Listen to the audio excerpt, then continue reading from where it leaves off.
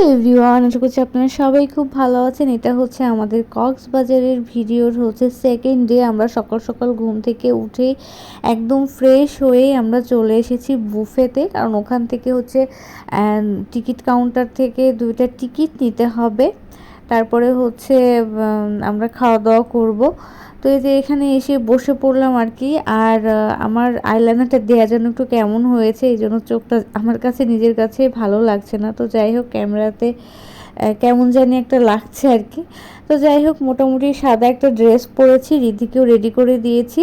আর এই যে রিদ্ধির আন্টি আর রিদ্ধি, আমরা সবাই মিলে একসাথে বসেই হচ্ছে খাবো আর কি, খাওয়া দাওয়া করব। তো একবারেই বের হয়েছি, খাওয়া দাওয়া করে আমরা বেরিয়ে পড়বো। আমাদের যেহেতু গাড়ি ঠিক আছে, তো এই কারণে তাড়াতাড়ি খাওয়া দাওয়া করতে হবে। এখানে বুফেতে অনেক কিছু ছিল, বিরিয়ানি ছিল, তারপরে পরোটা ছিল, নুডলস ছিল, ডিম ছিল, চিকেন ছিল, ডেজার্টের বিভিন্ন আইটেম ছিল, তারপরে আলুর দম ছিল, সবজি ছিল, চা কফি অনেক কিছুই ছিল। তারপরে হচ্ছে ডেজার্টের ভিতর পায়েস, সেময়, তারপরে ড্রিঙ্কস ছিল, যে যেটা খাই আর কি। তো আমি একটু একটু করে ট্রাই করেছি, খেলাম আর কি। খাওয়া দাওয়া করে আমরা গল্প করছিলাম। এটা হচ্ছে রিদ্ধির হচ্ছে কিউট আন্টি, এই আর কি। রিদ্ধি কোনোভাবেই হচ্ছে ব্যাগটা মানে ও সাইড করে নিবে, যেটা পড়ে যাবে, ছোট মানুষ। তো ওর আন্টি ওকে বলে দিচ্ছে যে এভাবে করে আমার মতো করে নাও, তোমার ব্যাগটা আর আমার ব্যাগটা তো মিলে গিয়েছে। এই আর কি, আজকে মনে হচ্ছে যে সবাই হোয়াইট কালার পরেছে, মিলে গিয়েছে আর কি। আমি সাদা পরেছি, তোমাদের দাদাভাই সাদা পরেছে, রিদ্ধিকে ব্লু পরিয়েছি। আর রিদ্ধিকে অনেক সুন্দর লাগছে ড্রেসটা পরিয়ে। ওর যে ড্রেসগুলা কেনা হয়েছে একটা করে আসলে পরাচ্ছি। আর ও কালকে ভীষণ টায়ার্ড হয়ে পড়েছিল, আমিও, কারণ অনেক ঘোরাঘুরি হয়েছে আর কি। তো এই যে আমাদের এটা হচ্ছে চাঁদের গাড়ি, এটা ঠিক করা হয়েছে। তো ওই যে আমরা সবাই হচ্ছে উঠে পড়েছি আর কি। এখন যে ভাবি উঠবে, তো সবাই মিলে আসলে ভীষণ রকম মজা হয়েছে। আসলে ঘুরতে এসে যদি সবাই মিলে ঘোরানো হয়, আমার কাছে মনে হয় যে ভালো লাগে না। তো এই যে আমরা হচ্ছে আমাদের হোটেলের একদম সামনে থেকে আমরা চলে যাচ্ছি হচ্ছে বিভিন্ন মানে স্পটে নিয়ে যাবে। একদম আমরা চলে যাব পাটুয়া টেক।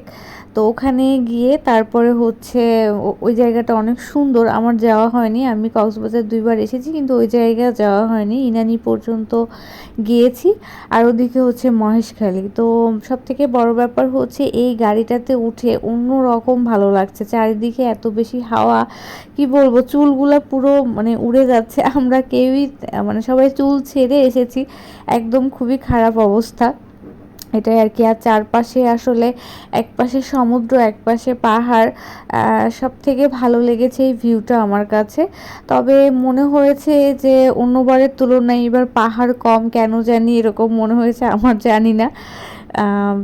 অনেকদিন পরে এসেছি এই জন্যই কিনা। তো আমরা চলে এসেছি পাটুয়া টেক, এই জায়গাটা ভীষণ ভালো লেগেছে আমার, মানে অনেক প্রবাল আছে আর কি। তো এখানে ছবি তুললাম। আর কেডস পরে আসলে বেশি ভালো হতো, মানে যেহেতু স্যান্ডেল পরে এসেছি, আমার হাঁটতে অনেক বেশি কষ্ট হয়েছে। তারপরে এই যে আমরা বিভিন্ন জায়গায় দাঁড়িয়েছিলাম। তারপরে এই যে দেখো, এখানে তোমাদের দাদাভাই হচ্ছে ছবি তুলছে আর কি।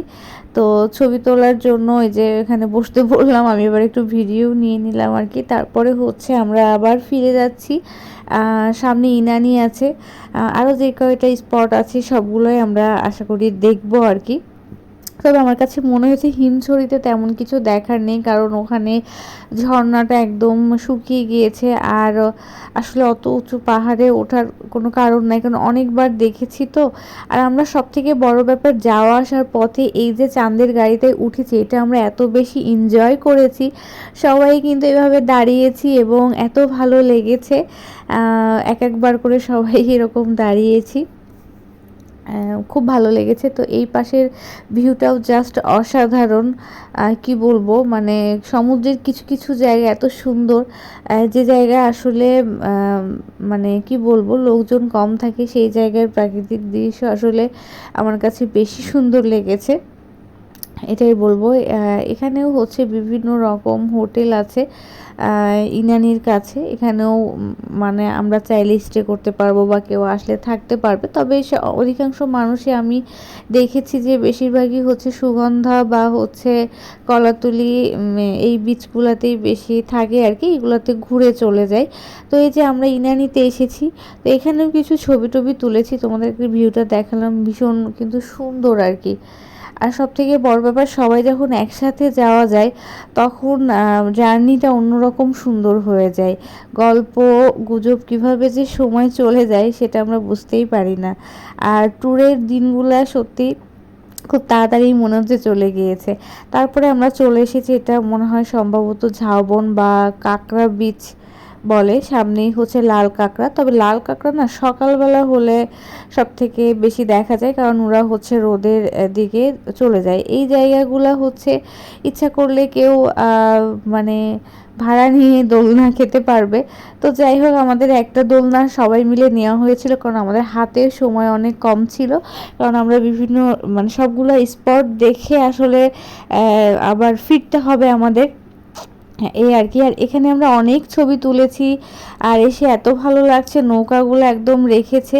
আর আমরা আসলে আমরা মা মেয়ে দুজনে একদম হারিয়ে গিয়েছি প্রকৃতির সাথে, এত ভালো লাগছিল। দুজনে একই রকম করে ভিডিও করছিলাম, নাচানাচি করছিলাম, এই আর কি। আর সামনেই গিয়েছিলাম। তো এখানে যাওয়ার পরে হচ্ছে একটা কচ্ছপ মারা গিয়েছিল, অনেক বড় একটা কচ্ছপ, কি কারণে সেটা জানি না, তবে সেটা ভিডিও করা হয়নি, ছবি তোলা হয়েছে। দেখে সবারই অনেক বেশি মন খারাপ হয়ে গিয়েছিল, এটাই আর কি। তো এই যে এখানে না প্রচণ্ড রোদ, এত বেশি রোদ, আর কি বলবো, সানগ্লাস ছাড়া চোখে কিছুই মানে দেখা যাচ্ছে না, এরকম একটা কি মানে এরকম একটা ব্যাপার। ছবি তো তোলাই যাচ্ছে না সানগ্লাস ছাড়া। আর আমার মেয়ে আমাদের অনেকগুলা ছবি তুলে দিয়েছে। তবে আমার কাছে কাঁকড়া বীচটা সব থেকে বেশি ভালো লেগেছে, একদম নিরিবিলি এবং খুবই সুন্দর। আর আমরা কিন্তু মানে আসার পথে যখন ফিরছিলাম কাঁকড়া বীচ থেকে, তখন ভাগ্যক্রমে একটা কাঁকড়া দেখতে পেয়েছি, ভীষণ ভালো লাগছে একদম ওর ভিতরে। দেখো কতটা লাল আর সুন্দর, এই আর কি একটা কাঁকড়াই দেখতে পেয়েছি। আর সবগুলোর ভিতরেই কাঁকড়া ছিল, কিন্তু ভিতরে গর্তে ঢোকা ছিল। এখন আমরা হচ্ছে ফিরে যাব আমাদের হোটেলে। আর মানে আশেপাশের ভিউগুলা দেখতে দেখতে যাচ্ছিলাম, এবং ট্রেনেও যখন উঠেছি তখন দেখতে দেখতে এসেছি। কক্সবাজার আসলে আসলে এই ভিউটা আমার ভীষণ ভালো লাগে, একপাশে পাহাড়, একপাশে মেরিন ড্রাইভের এই সৌন্দর্য এটাই, একপাশে পাহাড় একপাশে হচ্ছে সমুদ্র।